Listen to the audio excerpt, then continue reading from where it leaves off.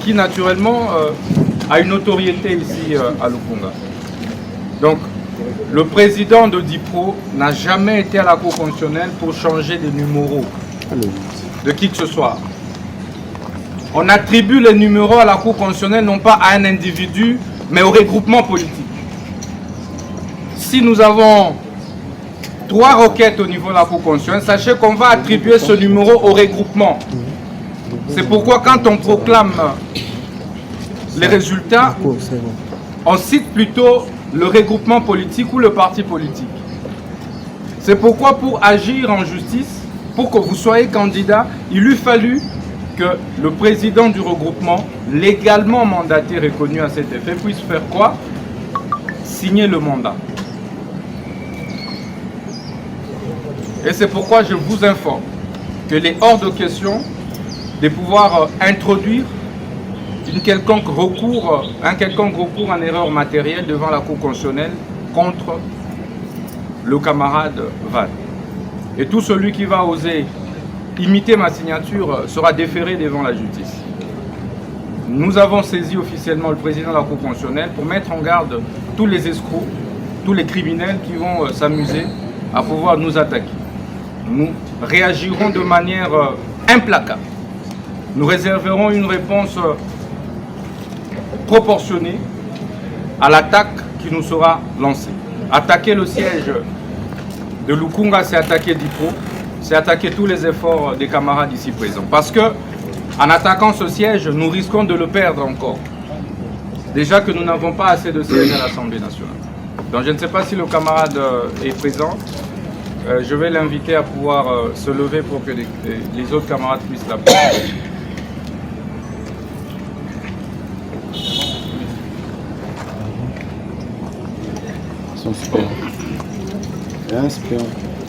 Ok, nous avons ce premier suppléant, le camarade Eric Walesa. Applaudissez pour lui.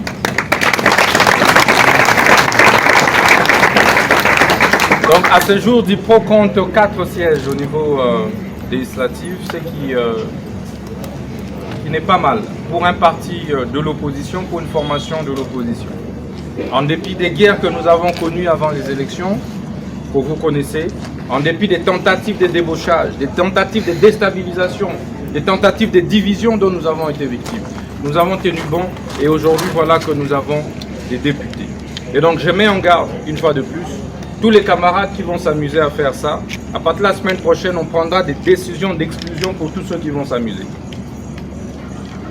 Cela dit, je voudrais également, merci beaucoup camarades, je voudrais également présenter notre compassion et solidarité à l'endroit de l'honorable Souedi Richard, proclamé élu député national dans la circonscription des Kalemi territoire par la CUNI, mais qui s'est vu invalidé par la Cour constitutionnelle.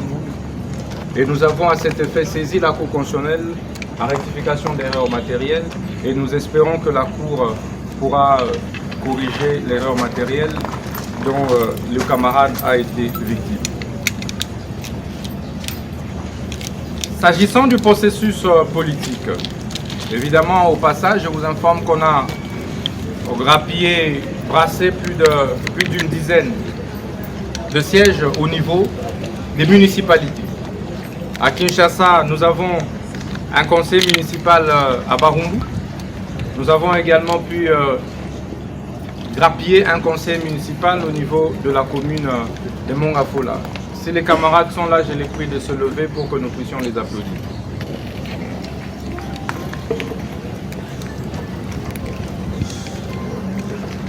En Boujima et ailleurs, nous avons eu des conseillers municipaux. S'agissant de la provinciale, nous avons pu obtenir un siège au niveau de la province de l'Équateur. Je vous informe une fois de plus qu'aucun député ne peut, en l'état actuel de notre législation, quitter un regroupement qu'il a porté et au nom duquel il a été élu.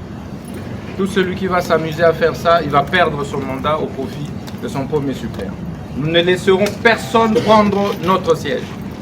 Tu as été élu avec les efforts du groupe, tu devras laisser ton siège. Si tu veux quitter le groupe, tu laisses le siège. Parce que c'est tout le monde ici qui a contribué à l'atteinte du seuil, n'est-ce pas? Aucun candidat, encore moins moi-même, je n'ai atteint seul le seuil. Chacun de nous a fait qui 10 000 voix, qui 5 000, etc. pour que nous puissions en arriver là. Nous devons faire la politique autrement. Et c'est pourquoi je condamne toute forme de transhumance politique. Il est possible de croire en une idée, d'y travailler et d'arriver à bon port. Ousmane Sonko, mais c'est un exemple. En 2014, quand nous créions ici à Kinshasa, NOJEC, notre parti politique, Ousmane Sonko créait PASTEF en 2024. Il a cru, il a travaillé. 10 ans après, voilà que son parti, alors qu'aux dernières législatives, il était le seul élu de son groupe. Mais ils ont surpris les gens à cause de la patience, à cause de l'endurance, à cause de la persévérance, à cause du discours qu'ils ont développé. Mais c'est pourquoi je voudrais vous rassurer que la DIPRO demeure dans l'opposition et va continuer à travailler dans l'opposition. Il est hors de question pour nous de jouer au vagabondage politique, de jouer à la transhumance politique. Nous croyons en un projet et nous allons continuer à les défendre. La DIPRO salue la libération du camarade Stanis Boudiakira, du compatriote camarade Boudiakira, qui est journaliste correspondant de Jeune Afrique, ici à Kinshasa, qui a été incarcéré pendant plus de 6 mois au CPRC. Nous saluons sa libération et nous demandons que la liberté de la presse soit garantie par nos gouvernants, ainsi que renforcée par nos lois. L'opposition constate malheureusement que le pays piétine. Ça fait donc 4 mois, presque, que nous avons connu des élections présidentielles, législatives, nationales, provinciales. Mais il est anormal, grâce aux candidats de renouveau que nous avons alignés en 2023. Chacun des candidats a apporté une voix pour que nous atteignions le seuil. Et fort des nombres des députés que nous avons,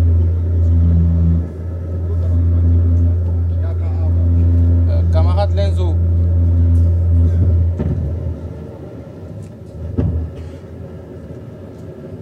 arranger.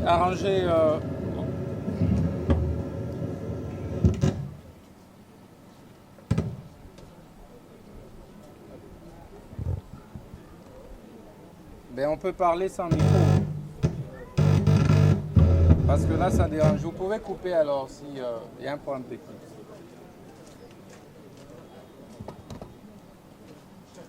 Donc, au Congo, tout pose problème, quoi. Il est difficile de faire correctement le travail. Même pour la sonorisation, il faut un problème.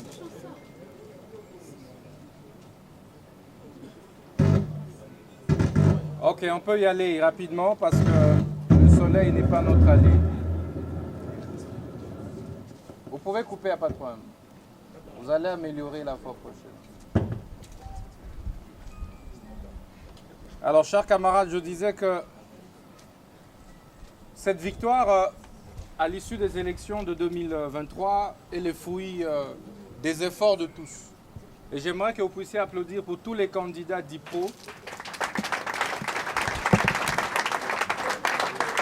Je voudrais vraiment que vous applaudissiez pour eux parce que c'est grâce à ces jeunes, pour la plupart c'était leur première expérience, sans moyens de l'État, sans soutien financier de qui que ce soit, qui se sont mobilisés et qui nous ont ramené le seuil de recevabilité. Et je peux vous assurer, faire une voix à une élection n'était pas une mince affaire. Et donc, arriver à réaliser plus de 190 000 voix pour atteindre le seuil, je peux vous rassurer que ce n'était pas facile. Mais cela témoigne de la nouvelle dynamique politique en construction actuellement. Mais cela veut dire que les jeunes de cette génération ont pris l'engagement de faire autrement les choses, de rompre réellement avec les anciens et vieux visages politiques. Ça veut dire que ces jeunes ont opté réellement pour le renouveau politique. Il y a un nouveau vent qui souffle en Afrique. Et nous sommes heureux d'avoir été parmi les impulseurs de ce vent nouveau. Nous sommes heureux que le terme rupture que nous avons employé pour la première fois soit aujourd'hui un slogan qui est emprunté par la plupart des jeunes révolutionnaires à travers l'Afrique. C'est donc ici l'occasion au passage de féliciter le président nouvellement élu du Sénégal, le camarade Faye Bassiré, pour sa brillante élection au premier tour. Nous avons cru au combat du parti politique PASTEF, nous l'avons accompagné, nous avons plusieurs fois milité pour la libération aussi bien du camarade Ousmane Sonko que des autres camarades, y compris l'actuel président de la République. Et nous sommes donc satisfaits que notre lutte ait abouti. Et nous sommes convaincus que les jours à venir vont également consacrer ce changement au niveau de notre pays. Donc 2028 sera une année déterminante, une année de bouleversement comme c'est le cas aujourd'hui au Sénégal.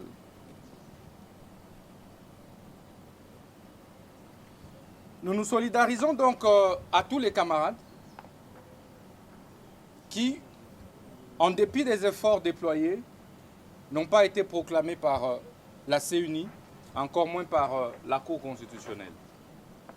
Je sais qu'il y en a qui ont été victimes parfois des erreurs, mais nous vous promettons de demeurer solidaires envers tout le monde et de faire profiter à tout le monde les fruits des efforts déployés et des sièges grappiés. Nous tenons alors à cet effet à féliciter le camarade Van Kabunju Alessa qui nous a ramené un siège dans la circonscription de Lukunga à l'issue des contentieux électoraux au niveau de la Cour constitutionnelle. Je vous demande de pouvoir applaudir pour le camarade. Et à ce sujet, il est impérieux de vous rappeler que c'est un camarade qui a été avec nous. C'est un camarade qui nous a toujours accompagnés. Je a participé à toutes nos réunions.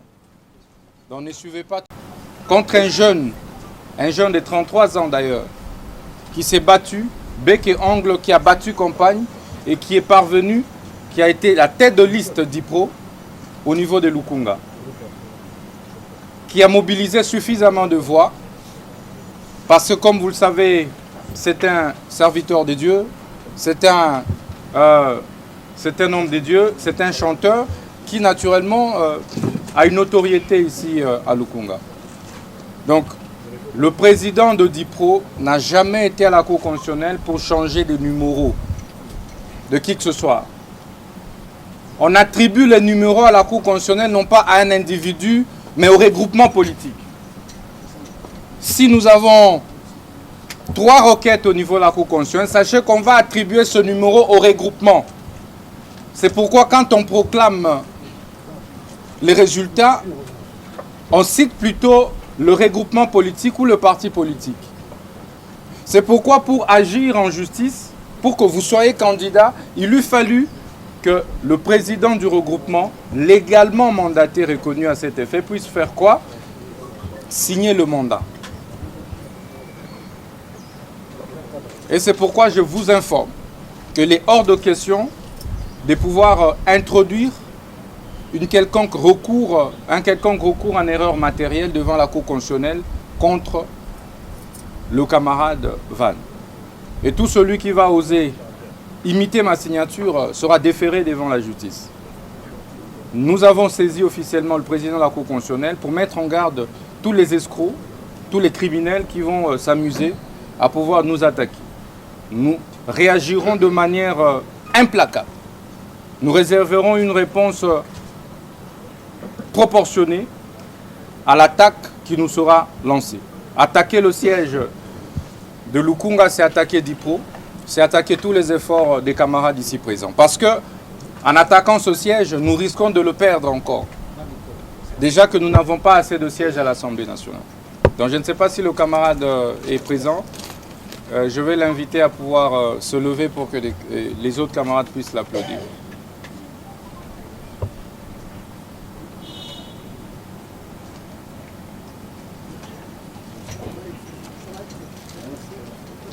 Ok, nous avons son premier suppléant, le camarade Eric Walissa. Applaudissez pour lui.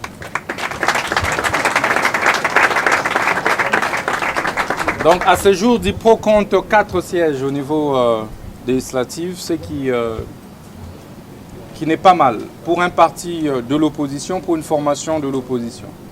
En dépit des guerres que nous avons connues avant les élections, que vous connaissez, en dépit des tentatives de débauchage, des tentatives de déstabilisation, des tentatives de division dont nous avons été victimes. Nous avons tenu bon et aujourd'hui, voilà que nous avons des députés. Et donc, je mets en garde, une fois de plus, tous les camarades qui vont s'amuser à faire ça. À partir de la semaine prochaine, on prendra des décisions d'exclusion pour tous ceux qui vont s'amuser. Cela dit, je voudrais également, merci beaucoup camarades, je voudrais également présenter notre compassion et solidarité à l'endroit de l'honorable Souedi Richard, proclamé élu député national dans la circonscription des Calémie territoire par la CUNI, mais qui s'est vu invalidé par la Cour constitutionnelle. Et nous avons à cet effet saisi la Cour constitutionnelle à rectification d'erreurs matérielles et nous espérons que la Cour pourra corriger l'erreur matérielle dont le camarade a été victime. S'agissant du processus politique, évidemment, au passage, je vous informe qu'on a grappillé, brassé plus d'une dizaine de sièges au niveau des municipalités. À Kinshasa, nous avons un conseil municipal à Barumbu. Nous avons également pu grappiller un conseil municipal au niveau de la commune de Mongafola. Si les camarades sont là, je les prie de se lever pour que nous puissions les applaudir.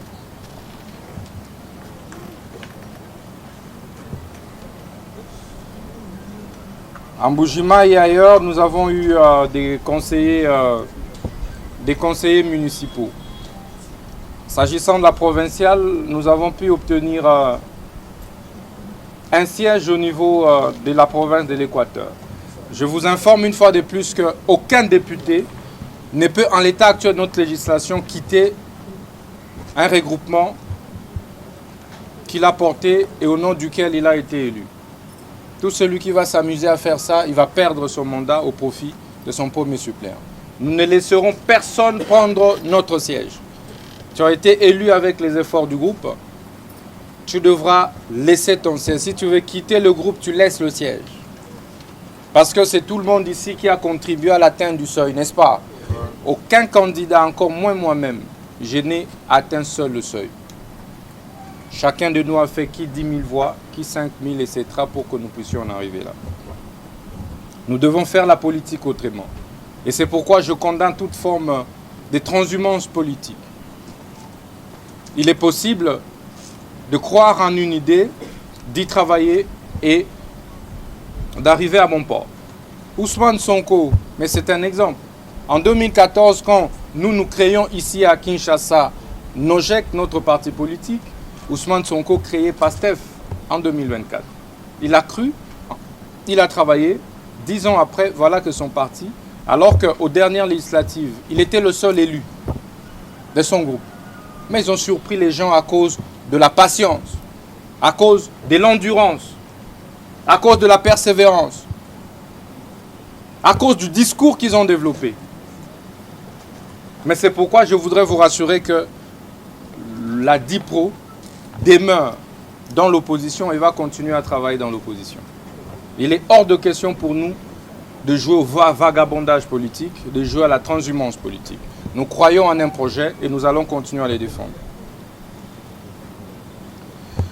La DIPRO salue la libération du camarade Stanis Boudiakira, du compatriote camarade Boudiakira, qui est journaliste correspondant de Jeune Afrique, ici à Kinshasa, qui a été incarcéré pendant plus de 6 mois au CPRK. Nous saluons sa libération et nous demandons que la liberté de la presse soit garantie par nos gouvernants, ainsi que renforcée par nos lois. L'opposition constate malheureusement que le pays piétine. Ça fait donc 4 mois, presque, que nous avons connu des élections présidentielles, législatives nationales, provinciales. Mais il est anormal que 4 mois après, nous n'ayons pas de gouvernement. Ceci impacte négativement sur le social, l'économie de notre pays. L'instabilité actuelle, aussi bien au niveau sécuritaire, social, économique, politique, est due à la lenteur que la mise en place des institutions issues des élections prend. Et c'est pourquoi nous encourageons vivement le président de la République à accélérer la mise en place de nouvelles institutions, à mettre fin donc à ce processus d'intérim prolongé. Ça ne sert pas la République. Suivons l'exemple du Sénégal. À peine élu, le nouveau président va prêter serment le 2 avril. Donc le mardi, il y a prestation de serment et son premier ministre et gouvernement au plus tard vendredi la semaine prochaine. Nous devons suivre cet exemple parce que le temps n'est pas notre allié, surtout dans un pays qui traverse de moments aussi difficiles, empreintes à l'insécurité. Donc nous demandons, nous recommandons au président de la République, chef de l'État et à son régime d'accélérer la mise en place des institutions.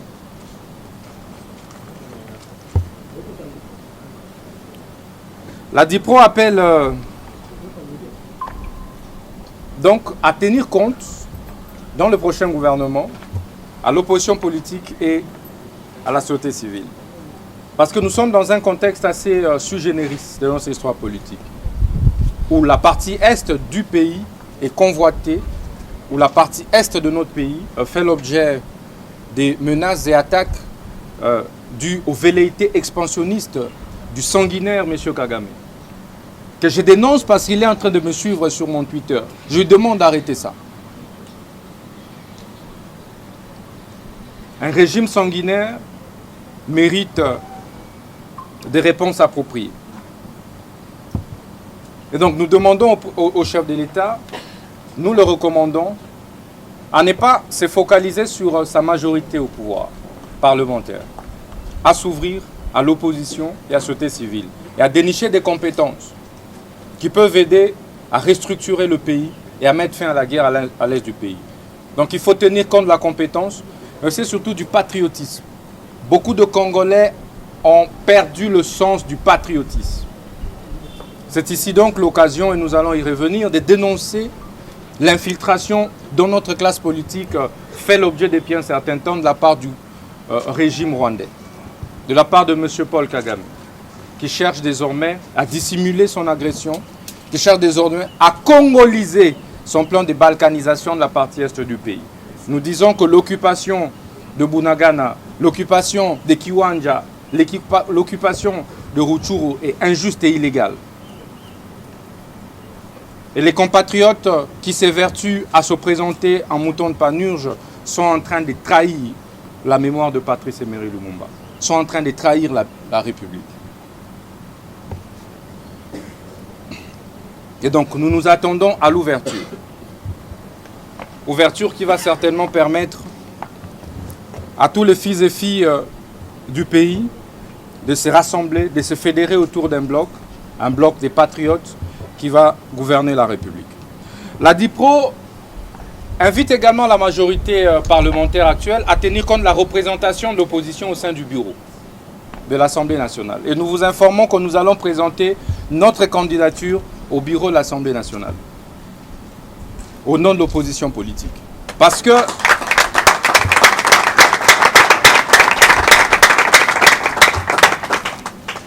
DIPRO est en droit, en tant que deuxième force de l'opposition, à être représenté au sein du bureau de l'Assemblée nationale.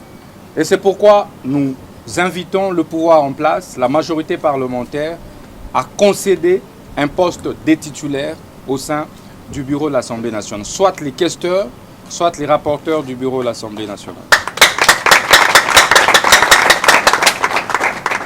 C'est de cette façon que cette majorité reconnaîtra les efforts que DIPRO a consentis pour stabiliser ce processus électoral.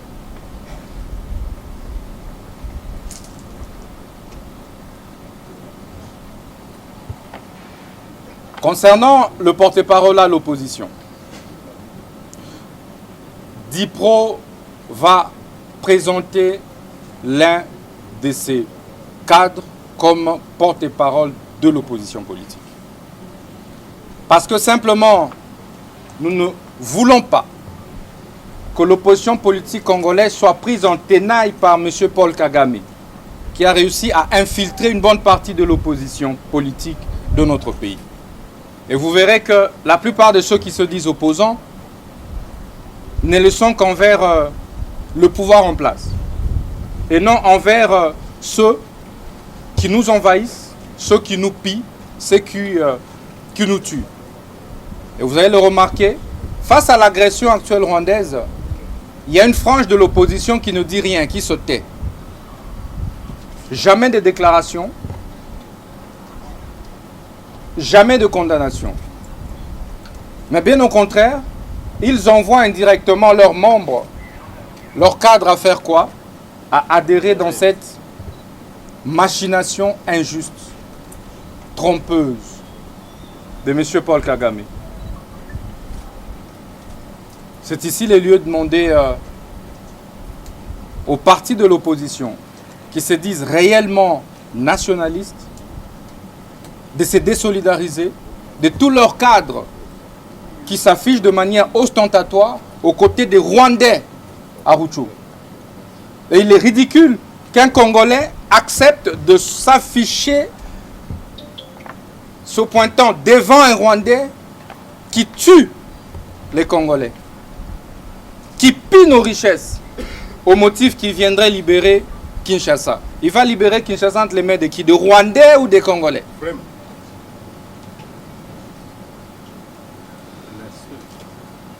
Mais c'est pourquoi, chers camarades, nous appelons à des réformes fortes.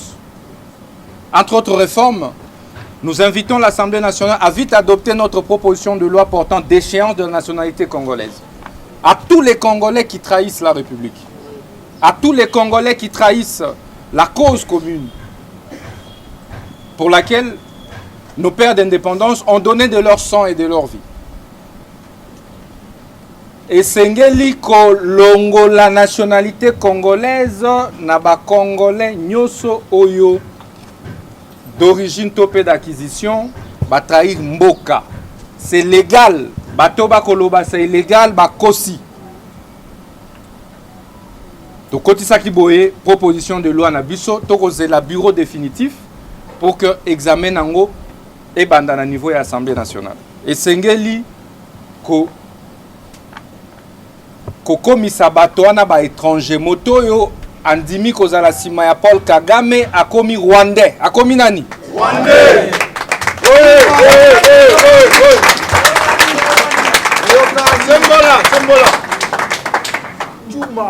Celui qui accepte de faire allégeance au régime sanguinaire de Kigali, à M. Paul Kagame, devient automatiquement Rwandais. Et doit être traité comme un Rwandais.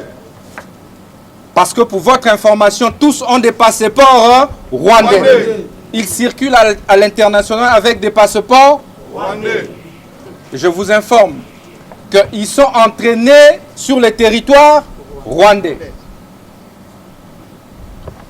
Ceci dit, je dénonce en même temps l'hypocrisie de la communauté internationale et de l'Ouganda. L'Ouganda qui s'est beaucoup évertué à piller notre or de l'Ituri, qui aujourd'hui s'associe indirectement au Rwanda pour nous agresser. Nous disons que tous les compatriotes qui sont en train de jouer au jeu de l'ennemi auront une réponse implacable. Il faudra, au-delà de toutes les peines qui sont prévues, les bannir de la communauté congolaise. Dans notre communauté, Lorsque dans un village, un villageois s'écarte des us et coutumes de ce village, qu'est-ce qu'on fait? On le bannit. Donc nous aurions bien souhaité que cette loi passe pour essayer de rééduquer les Congolais qui ont perdu le sens du patriotisme. Et c'est pourquoi il faut enseigner de nouveau le patriotisme à l'école. À partir de l'école maternelle, il faut enseigner à l'enfant le sens de la patrie. C'est quoi la patrie? Et aux journalistes qui sont en train de diffuser à longueur de journée les images de M. Kagame, nous dénonçons. Il faut aimer le Congo. J'ai aimé le Congo. Et aujourd'hui, j'aime encore tant le Congo. Si le Congo était une femme, moi, je l'aurais épousée.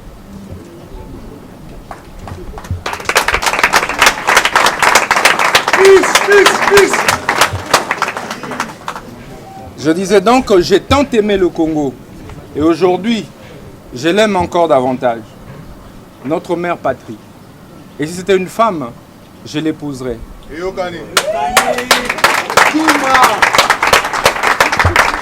Et si elle était fertile, alors je mettrais au monde avec elle. Et ses enfants seraient tous appelés Congolais.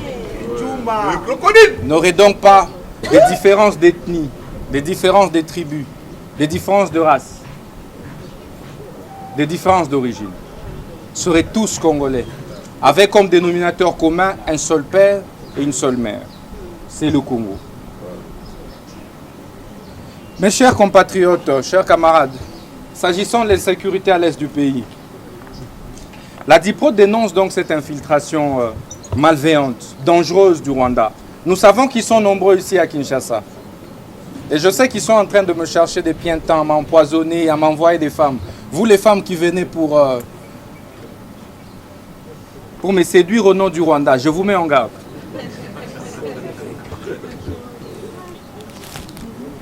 Je vous mets en garde et je vous dénonce. Je sais les modes opératoires. Je sais comment vous opérez. Parce que j'ai vécu à l'Est, je sais comment les Rwandais tuent. Ils veulent me tuer froidement. Mais dites à Kagame que c'est moi qui vais les tuer avant maman. Je n'ai pas peur de lui. Et les Rwandais qui sont ici, nous les mettons en garde. Nous ne sommes pas cette génération corrompue. Cette génération esclave. C'est une autre génération qui est née. C'est la génération des années 80. Légèrement 90. C'est notre génération en Afrique. C'est une génération qui est révoltée. Révoltée par la misère. Révoltée par les souffrances. Révoltée par les injustices, les inégalités sociales. Cette génération est l'incarnation de la génération de nos pères d'indépendants des années 60, chers camarades. Lorsque vous me voyez parler, il faut voir Sékou Touré, il faut voir Patrice Emery Lumumba, il faut voir Julius Nyerere. Lorsque vous entendez Sonko parler, on dirait que nous étions ensemble. Chers camarades, les mots que j'emploie, lorsque j'entends Sonko parler, j'ai comme l'impression que nous sommes concertés. Lorsque j'entends Malema parler, c'est comme si nous étions formés dans la même école. Pourtant, nous ne sommes jamais rapprochés. Et ça, c'est très fort. Ça veut dire qu'il y a quelque chose qui se passe en Afrique. Lorsque j'entends Traoré au Burkina Faso parler, c'est la même chose. Lorsque j'entends Doumbia, lorsque j'entends Bobi Wine en Ouganda parler, vous sentez qu'il y a une nouvelle génération qui monte. Il y a une nouvelle génération qui veut libérer le peuple africain, qui veut libérer le peuple congolais. Mais c'est pourquoi je vais effectivement faire le déplacement pour le Sénégal. Parce que les camarades du parti PASTEF nous ont invités. Nous allons porter un message simple. Au-delà des félicitations, c'est la création d'un mouvement panafricain qui militera pour l'émergence d'un nouveau leadership politique en Afrique, pour la véritable indépendance économique. Et donc les lieux de plaider pour l'interdiction de l'exportation de nos minerais à l'état brut. Oui. Nous devons exiger à toutes les multinationales qui veulent investir chez nous de transformer nos minerais localement. Tous les pays qui se sont développés ont employé cette pratique. Aujourd'hui, nous n'avons plus de minerais. Tous les minerais appartiennent aux étrangers. Nous n'avons plus de boutiques. Toutes les boutiques appartiennent aux Chinois, aux étrangers. Nous n'avons plus rien. Vous trouvez les étrangers, même au niveau de l'exploitation artisanale. Et c'est chaque jour que nos minerais sont exportés, au détriment du Congolais. Nous avons également formulé une proposition de loi au nom du souverainisme économique, de l'indépendance économique que nous prenons nous tous. Nous voulons que cette mesure soit prise. Au Nigeria, ils viennent de prendre la même mesure. Tu as une entreprise minière, tu désires l'autorisation d'exploitation, tu désires les permis d'exploitation, tu dois transformer localement.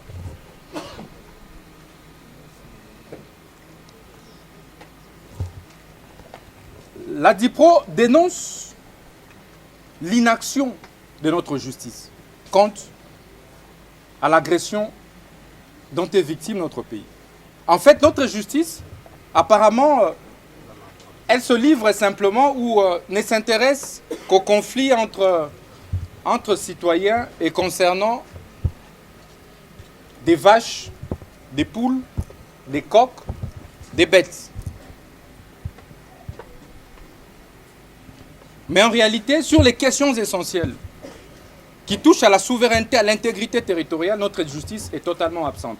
Je dénonce cet aspect des choses. L'opposition républicaine dénonce ça. Il est injuste, anormal, de voir dans quelle mesure nos compatriotes quittent Kinshasa, quittent Lubumbashi, quittent les territoires nationaux pour se retrouver en Ouganda, au Rwanda et chuter sur les territoires de Rutshuru, adhérer au M23, sans qu'aucun procès ne soit lancé contre eux, sans qu'aucune action initiative judiciaire ne soit lancée à leur encontre. Que fait le ministre de la Justice? Que fait le procureur général près la Cour de cassation? Que font en fait nos procureurs généraux? Quel est leur travail? Mais ce n'est pas que de régler des litiges domestiques. Que fait notre justice au niveau international pour contraindre M. Kagame à être arrêté? On n'a entrepris aucune action devant la CPI contre Kagame, pourtant identifié comme criminel. Contre Corneille Nangaa, pourtant identifié comme criminel. Que faisons-nous pendant ce temps? C'est des déclarations fantaisistes. C'est des déclarations inutiles. Nous dénonçons ça. Le pays ne doit pas être pris en otage par une justice malade. C'est pourquoi j'invite le président de la République, chef de l'État, au prochain gouvernement, à veiller sur le profil du ministre de la Justice. Ça doit être quelqu'un de courageux, d'audacieux, quelqu'un qui va apporter des réformes judiciaires majeures et qui aura le courage d'entreprendre des actions fortes.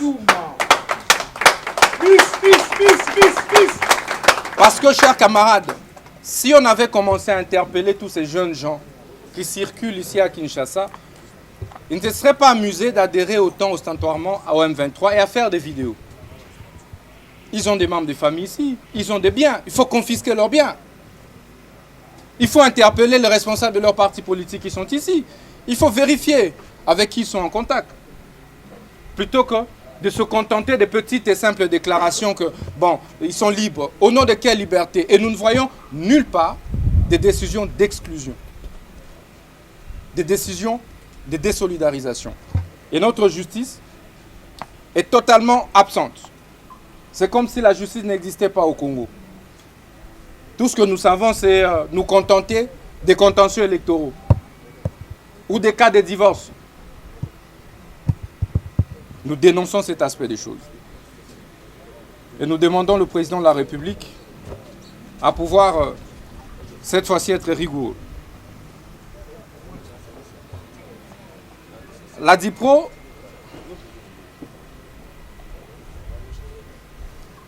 encourage donc le gouvernement à intensifier les actions contre l'agression rwandaise. Chers camarades, la question de l'agression rwandaise n'est pas une question de la majorité de l'opposition, encore moins la société civile. Les Congolais qui meurent, les richesses qui sont pillées n'appartiennent pas à un camp politique. Et il est injuste de considérer que lorsque on défend la République, on a adhéré à la majorité au pouvoir. Il y a des questions sur lesquelles nous devrions tous nous mettre d'accord. c'est entre autres des questions qui touchent à la souveraineté du pays, à l'intégrité de notre territoire. La démocratie que nous appliquons aujourd'hui, nous l'avons mimée de l'étranger. Mais lorsqu'il y a un drame qui survient en France, récemment en Russie, c'est tout le monde qui se fédère, c'est tout le monde qui condamne. Mais il n'y a que dans notre pays où l'on considère qu'il faut plutôt, quand on est opposant, soutenir l'étranger, l'agresseur, pour justifier son opposition.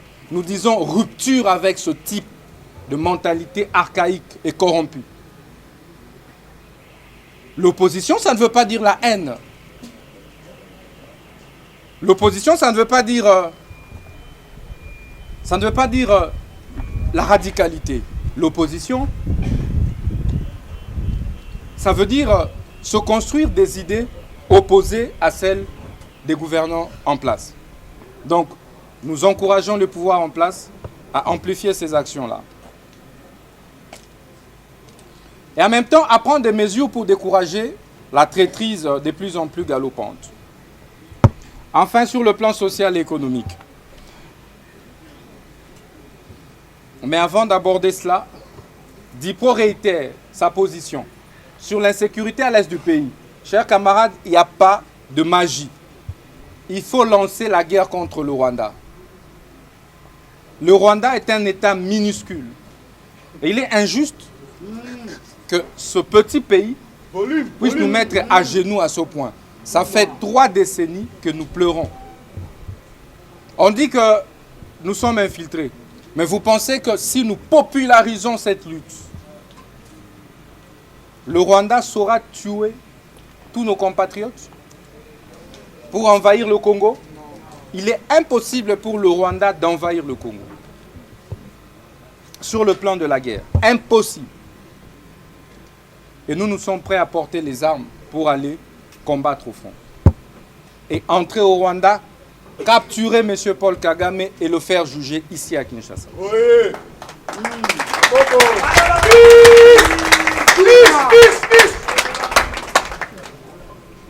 Je disais qu'il est possible de lancer la guerre, d'entrer au Rwanda, de capturer Kagame et de le faire juger ici à Kinshasa.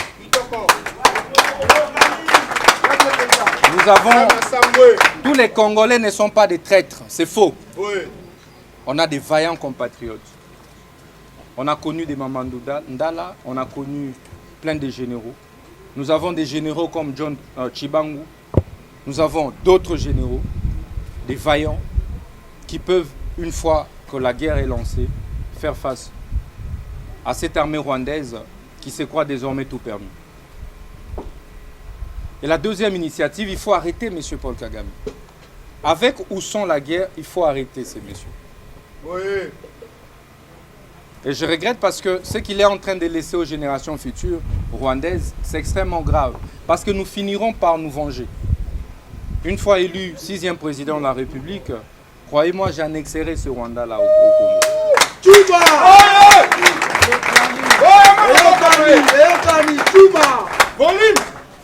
Nous sommes une autre génération, une génération décomplexée. Une génération qui ne pense pas au bien matériel. L'argent, chers camarades, nous l'avons trouvé, nous allons le laisser, l'argent. Oui. Ça ne sert à rien d'être millionnaire alors qu'à côté de toi, il y a des pauvres. Ça ne sert à rien. Est-ce que tu dois dormir sur 100 maisons? Qui a déjà dormi lui-même dans 100 maisons? Qui a déjà dormi dans 2 chambres différentes au même moment? Mais pourquoi est-ce que nous nous empressons à piller nos propres richesses? Pourquoi nous nous empressons à tuer? Nous devons construire la grandeur du Congo pour les générations à venir, chers compatriotes. Sur le plan social et économique, je disais, la DIPO appelle à l'interdiction d'exportation des minerais à l'état brut.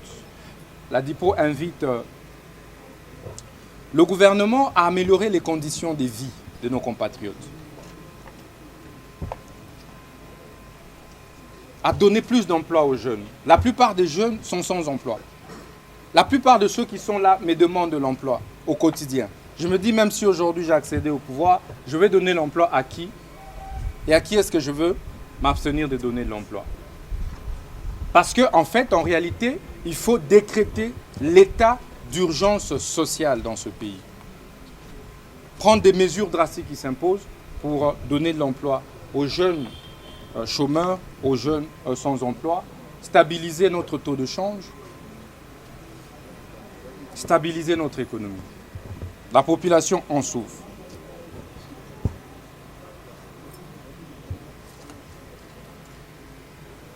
Et pour terminer, chers camarades, nous rendons un vibrant hommage à toutes les femmes de l'opposition républicaine, ainsi qu'à toutes les femmes congolaises, en marge de la clôture du mois dédié à la femme. Je suis particulièrement touché par l'engagement dont vous faites montre depuis un certain temps au sein de l'opposition politique. Sachez que nous allons redéfinir nos stratégies de combat et 2028, c'est l'opposition politique qui va gagner les élections. Je vous remercie.